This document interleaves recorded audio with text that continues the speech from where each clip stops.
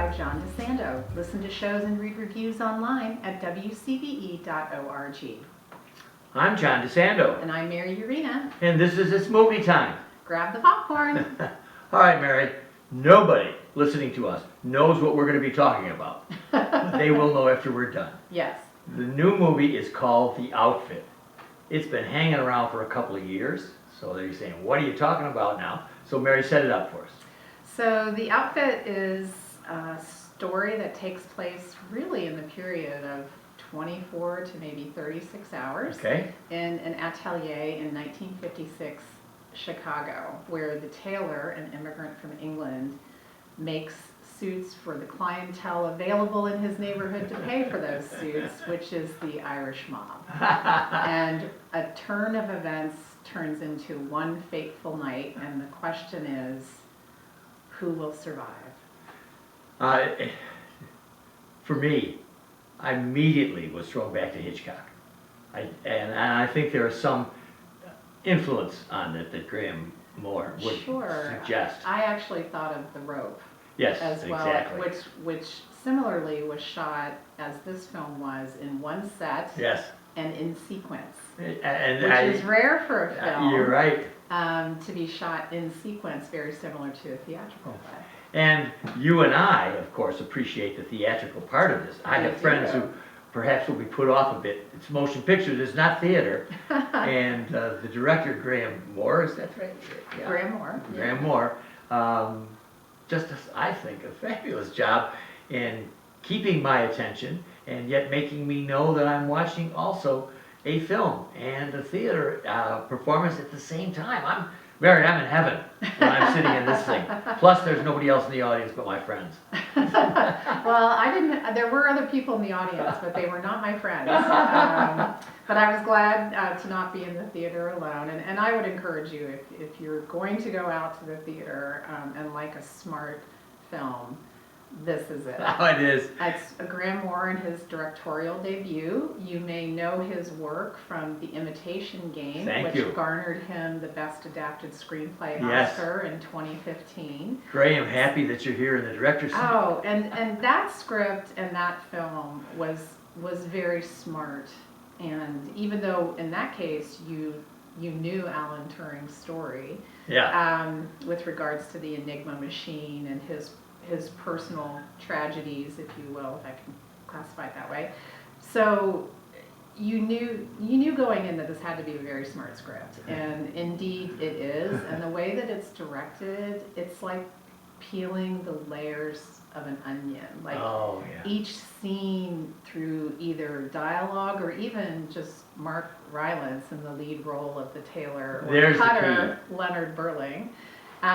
There's the key, Mary. Oh, he's so phenomenal, and it's really a treat, even though he came up through the theater as a theater director, to watch him work in a film, but in such a theatrical way. It's like being on stage with him and really getting to see the nuances of his performance, and it's just so very much like stitching a fine outfit. The metaphors here are just just overwhelming. The number of critics who will pick on this. We do remember that he tells us he's not a tailor. Right.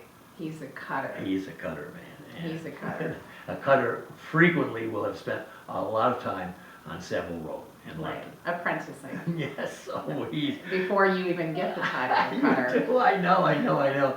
And it's another Hitchcock touch besides the suspense, which I just think is wonderful. I mean, you've got people coming in and out. Right. I mean, every time the door rang or knocked or the bell rang on the door, you were like, who is it this time? Is it going to be who I think it is? And I knew I was in Hitchcock land when I saw him lovingly caressing his scissors. I actually thought more of The Lord of the Rings and My Precious. It is very Hitchcocky in there, and even, I know I mentioned The Rope, but also Rear Window. And Rear Window, thank you. It's definitely an influence on the way this film is. But this is unique. This is original. A tailor, right away you're saying, oh, this guy's going to be a mouse. And you can tell before you go in that he's going to be more than that.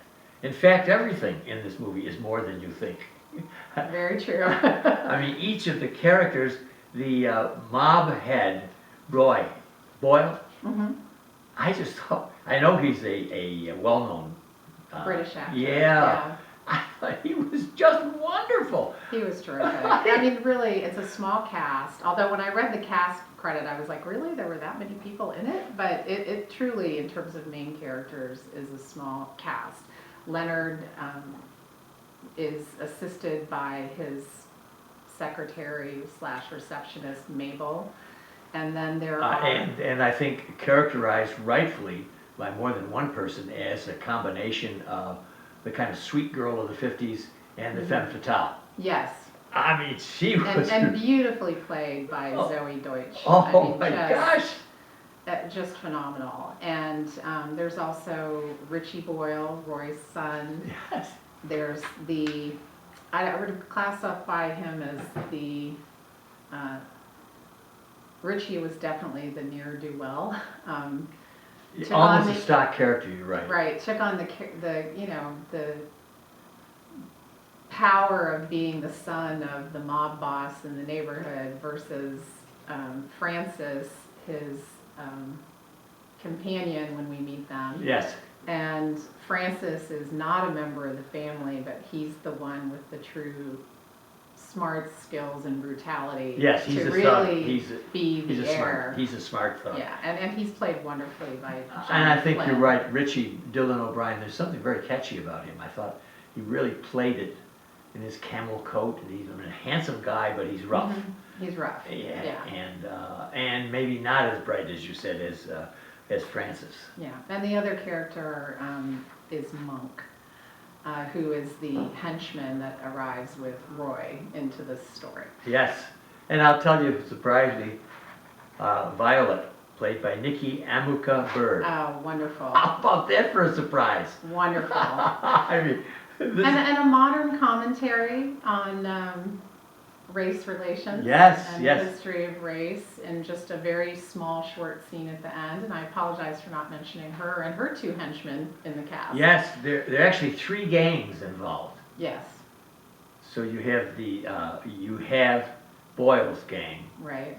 The LaFontaines. the LaFontaines, And then you have the outfit. the outfit, which apparently is what Al Capone's remnants were called. Right, rising out of the ashes of Al Capone's demise was these mobs criminal elements trying to come together to create a stronger, better, more unified criminal enterprise in the Chicago area. Yeah. There's also another interesting true fact this film is based on, and that is in 1956 Chicago, where this story is set. The first ever FBI bug was planted in a tailor shop. Right. And that fact is a part of this fictional story. Yeah, they even have an authentic looking little cassette tape. And it wasn't little either. I remember know, my right? cassette tapes. They were much smaller than this one. And all of this is played in this very confined area that somehow to me wasn't claustrophobic at all. And maybe because people came in and out, and there was always a reference to the outfit out there somewhere. They had a drop box in which the mobsters would come in and drop these little messages. Or messages or payments. I know, Or they're in isn't it? envelopes. We don't know what they are. Mary, what a great device. Oh, it was, and I'm sure that happened somewhere. Oh, yeah. I mean, it's a box, and you would see our tailor and his assistant working, and Rylance just doesn't even bother to look up when they come in. And they come in and they drop something off into the box. They just are in and out, in and out, in and out, and he just continues to cut, continues to sew. It sets up the tension in the story wonderfully.